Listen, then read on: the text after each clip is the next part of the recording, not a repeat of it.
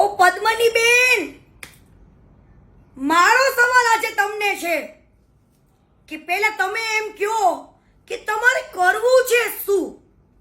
કેમ કે આજે ક્ષત્રિય સમાજના 92 સંકલન સમિતિએ તમને ખુલ્લેઆમ સપોર્ટ કર્યો, મહાસંમેલન કર્યું, છતાં પણ તમને 92 સંકલન સમિતિ પરથી આજે ભરોસો ઉડી ગયો અને તમારા મનમાં ઘણા બધા વિચારો આવી ગયા કે આ લોકો આમ કરી દીધું, ભળી ગયા, મને એકલી મૂકી દીધી.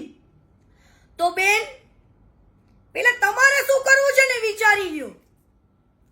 અને માણસ માત્ર ભૂલને પાત્ર હોય, હંમેશા માણસથી જ ભૂલ થાય. રૂપાલા સાહેબના શબ્દોની ભૂલ છે, માણસ ખરાબ નથી. આજે રૂપાલા સાહેબે એમની આટલી જિંદગી સેવામાં જ નાખી દીધી. સેવા જ કરી છે, એ પણ 18 વરણને જોડે રાખીને. ક્યારે પણ એમને પક્ષપાત નથી કર્યો કે પટેલનું સારું છે, પણ એમને 18 વરણનું સારું કર્યું છે. તો આજે કોઈ પણ માણસ એક ભૂલ કરે ને તો એના 7 કામને વખાણવા પડે. એક ભૂલને ના જોવાની હોય. અને તમે પહેલા તો ક્ષત્રિય સમાજના આગેવાનને ઉશ્કેરો છો, આંદોલન કરાવો છો, અને આજે હટી જાઓ છો કે આ લોકો આવા છે તેવા છે એવું બધું બોલો છો. પહેલા તમે ઉશ્કેરો છો કે તમે આંદોલનમાં જોડાઓ, બહેનોને સપોર્ટ કરો, નહીં તો ઘરે ઘરે બંગડીઓ મોકલું, પહેરી લ્યો. તો બેન, તમે તમારા સમાજનું સારું નથી બોલતા તો બીજાનું શું?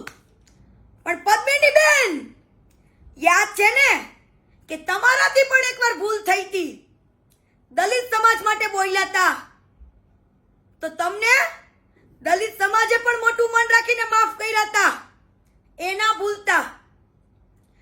અને બેન, રૂપાલા સાહેબના શબ્દોની ભૂલ છે, એમને વારંવાર 3 થી 4 વાર માફી માંગી,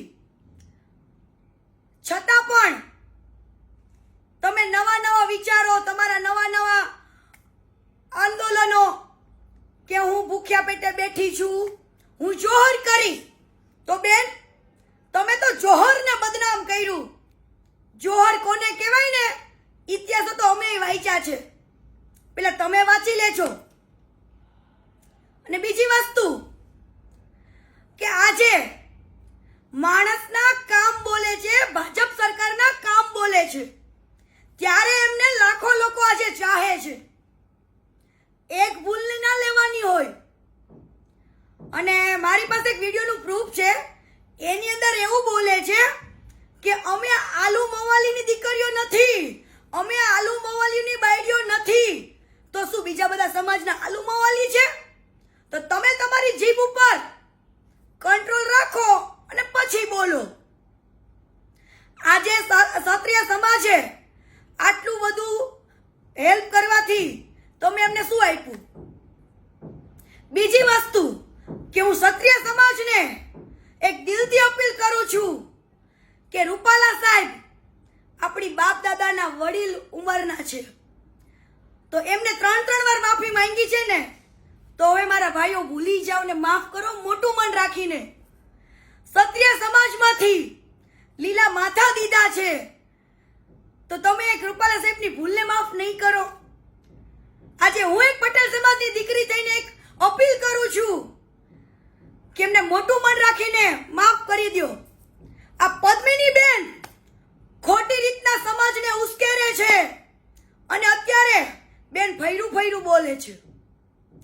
એટલે બેનને પૂછો કે તમારે શું કરવું છે? ચૂંટણી લડવી છે?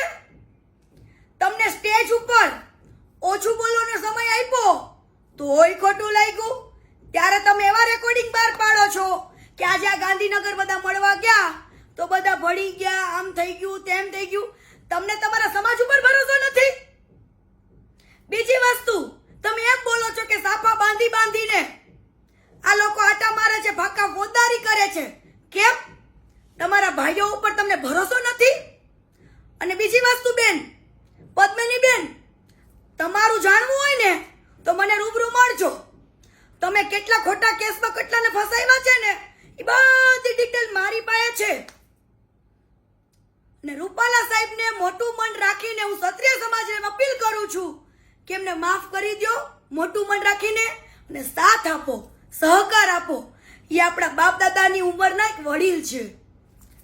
અત્યારે સાથની જરૂર છે. અને આ વ્યક્તિ લોકોને ઉશ્કેરે છે, ખોટી રીતના અવળા રસ્તે લઈ જાય છે. પટેલ સમાજને, ક્ષત્રિય સમાજને ઝઘડા કરાય એવું કરે છે. પણ ભાઈઓ, આપણે એવું નથી કરવું. જોડે મળીને સાથ આપીએ અને મોટું મન રાખીને માફ કરી દો મારા ભાઈઓ. જય માતાજી.